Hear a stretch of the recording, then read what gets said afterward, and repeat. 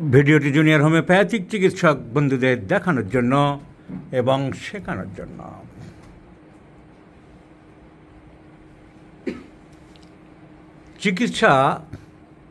চিকিৎসা ব্যবস্থাকে, চিকিৎসা শাস্ত্রকে কোথায় নিয়ে গেছে এক শ্রেণীর নিম্ন চিকিৎসকরা, তার আর একটা প্রমাণ আমি দেখাবো। সেই সাথে এটাও দেখাবো যে একবারের ঔষধে একটি মানুষ সুস্থ হয়ে যাবে। 40 বছর এই বয়স্ক এই রোগী।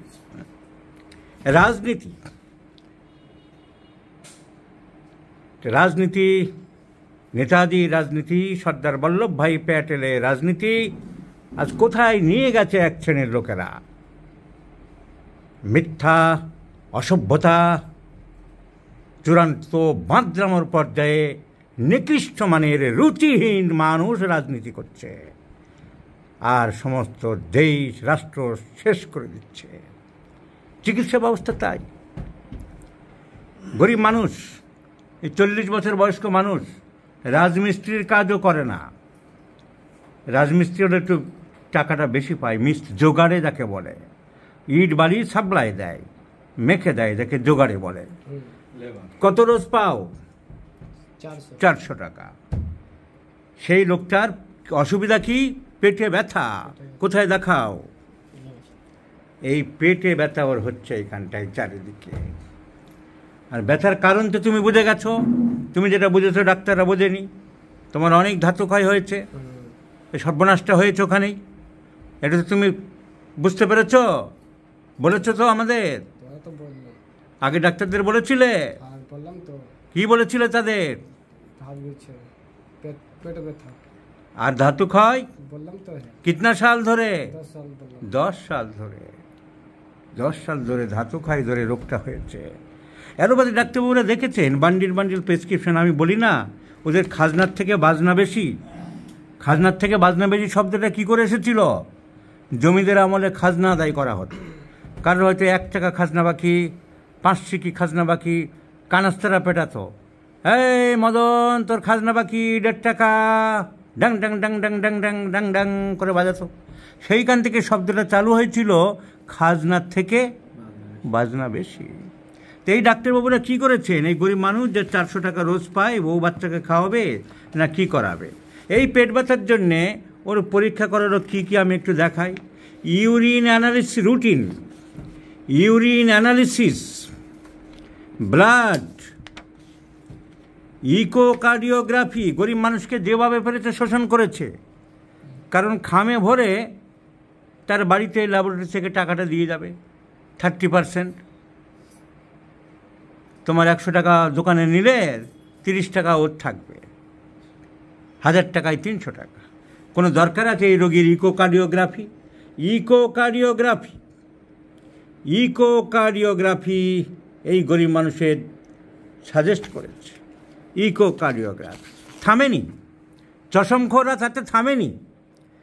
আবার blood, USG of the whole abdomen, পেটে ব্যথা ভালো, এটা ঠিক আছে।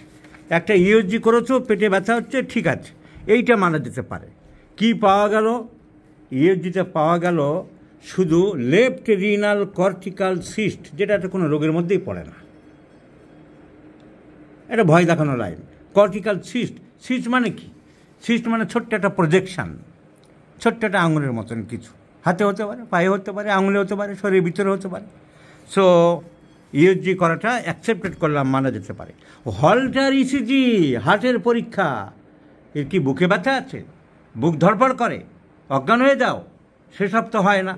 হলটার ইসিজি অনেক টাকা দিয়ে করানো হলো। হলটার ইসিজি মানে এটা করলে যদি 5000 টাকা হয় তাহলে 500 টাকা পাবে, 500 টাকা পাবে। আবার বায়োকেমিস্ট্রি এক গাদা, কোনোটা বাদ নেই। Biochemistry, liver function, lipid profile, thyroid পরীক্ষা, গ্লুকোজ পরীক্ষা, LFT, liver function, urea, uric acid, creatinine, এমনকি প্যানক্রিয়াসের অ্যামাইলেজ, লাইপেজ, আরও কিছু বাকি ছিল না বাবুরা। তারপরে শুধু তাই নয়, আবার ইডি, ব্রেনের ইডি। কেন এর ব্রেনের ইডি কি দরকার? ইলেকট্রোএনকেফালোগ্রামের কি দরকার আছে? আবার ইজ কত টাকা গেছে মনে হয় এইসব পরীক্ষা নিরীক্ষায়? 12,000, কমসে কম 12,000। ফায়দা কুছ হুয়া? ফায়দা কুছ নেই হুয়া, ফায়দা কুছ নেই হুয়া। কারণ তোমার রোগ তো ধরতে পারেনি, খালি টাকা নষ্ট করে গেছে গরিব মানুষ তুমি। এদের কাছে মনুষ্যত্বের দাম নেই, মানুষের প্রতি কোনো ভালোবাসা নেই। একটা রাজমিস্ত্রির জোগাড়ে তুমি 400 টাকা মাথায় ইট বয়ে বালি সিমেন্ট মেখে সারাদিন খেটে পাও, সেই টাকার থেকে কত টাকা নিজে কামানো করে দেয়, দোকানে পাঠিয়ে সেই ধান্দা করে গেছে। ব্রেনের পরীক্ষার তোমার কোনো দরকার ছিল না, হার্টের পরীক্ষার তোমার কোনো দরকার ছিল না। তুমি জিজ্ঞেস করলে না যে ডাক্তার আমার তো ব্রেনের রোগ নেই, তুমি আমাকে কি ব্রেনের পরীক্ষা করছো কেন? আমি কি করব, তোমরা এই জন্যেই তো এদের পেয়ে বসেছে এই মালগুলো। সো কীভাবে সর্বনাশ করছে গরিব মানুষকে। আর হোমিওপ্যাথি ডাক্তারের কাছে তুমি দেখাওনি হোমিওপ্যাথি? 1 সাল খেয়েছো কোথায়? কি নাম হ্যাঁ সে ডাক্তারের? डॉक्टर का नाम बताओ। नाम भूल गया तो कुछ फायदा नहीं हुआ। तो হোমিওপ্যাথি ডাক্তারেরা গেলে চিকিৎসা করবে, কেউ খাঁটি হোমিওপ্যাথি করবে, আমি ধরলাম কিছু একটা ওষুধ দেবে, সিঙ্গেল মেডিসিন। কেউ পলিফার্মেসি করবে, মশলা মুড়ি দেবে। উনি একজন ডাক্তারকে দেখিয়েছিলেন, সে কী চিকিৎসা করেছে আমরা জানি না, কিন্তু এই দুটো পদ্ধতির তো যে কোনো একটা করবে। হয় সিঙ্গেল মেডিসিন তাকে দিয়েছে হ্যানিম্যানিয়ান পদ্ধতি মেনে, আর তা নাহলে মশলা মুড়ির চিকিৎসা করেছে। কিন্তু আমি 100% শিওর আসল ওষুধ সে সিলেকশন করতে পারেনি। কারণ this patient requires phosphoric acid. তার মনের মধ্যে একটা ফিক্সড আইডিয়া হয়ে গেছে, I have lost enormous amount of seminal discharge, vital fluid, and that's why I am suffering from abdominal troubles. আর তুমি গর্ধবরা কি করছো? ব্রেনের ইজ করছো, হার্টের হলটার মনিটরিং করছো, সারা শরীরের বায়োকেমিস্ট্রি করছো, ইসিজি করছো। কিন্তু অ্যাংজাইটি, টেনশান, কেস হিস্ট্রি বলছে যে ডাক্তারবাবু লিখেছে আমাদের, anxiety, fear of disease and depression. Facial expression indicates nothing but severe depression চলছে due to loss of vital fluids. He has thought that all the diseases are the origin of that very particular cause, which is the culpability of origin of diseases. তোমার রোগটা কোথায় সর্বনাশ তুমি বুঝেছ, ডাক্তারদের সেটা বলেছো, কিন্তু ডাক্তার শোনেনি মন দিয়ে। ওই ক্ষয় হয়েই তো তোমার সর্বনাশটা হলো, এটা তুমি বুঝেছো কিনা? তোমার সেটা মনে হয় কি না? তোমার মনের মধ্যে সেটা আছে কি না? সেটা তুমি বলোনি কেন ডাক্তারকে? কি বললো? So excessive loss of semen last 10 years, this is the fearful condition in his mind, and so disease has been originated right ailments after, and also all the investigations are normal. এবং এই গরিব মানুষটার এই ইনভেস্টিগেশনসগুলো তোমরা করিয়েছ চিটিংবাজের দল, তোমাদের চিটিংবাজ বলি আমি। So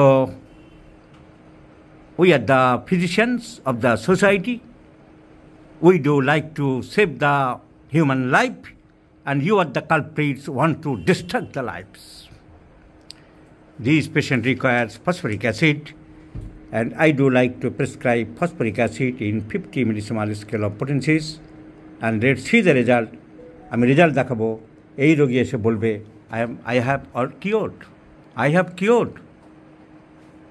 একবারে ওষুধে তুমি ঠিক হয়ে যাবে, পরের বার তুমি এসে বলবে ডাক্তার আমি ভালো আছি, আমার পেটের কোনো প্রবলেম নেই। সেই রকম ইংলিশ দয় তোমাকে আমি দিলাম। কি মনে হচ্ছে তোমার? So this is the beauty of homeopathy. This is the art of homeopathic thinking. This is the art of homeopathic prescribing. And that's why homeopathy is said to be art than science. Homeopathy is rather art than science. Prescription is an art. To do a good prescription is an art. Shilpo, Kala. By sound senses. Attention in observing. Freedom from prejudice. Ecumenic thinking. And above and overall, physician's own tact and talent. Physician's presence of mind. Physician's interpretation. Physician's plus-minus theory from the knowledge of practice of medicine and the allied subjects. Totality minus common symptoms equal to uncommon symptoms. And from the uncommon symptoms, you have to find out once again the peculiar, striking and the psychic symptoms. And among the psychic symptoms, the desire, the will are more important. The thinking of the patient. Yet the constant thinking of the patient that I have suffering due to loss of my vital fluids. See, this is a psychic symptom, and you are examining a lot. I shall show the result. I shall share you the result, my friends, after 2 months. And I have accepted the challenge of this case once again.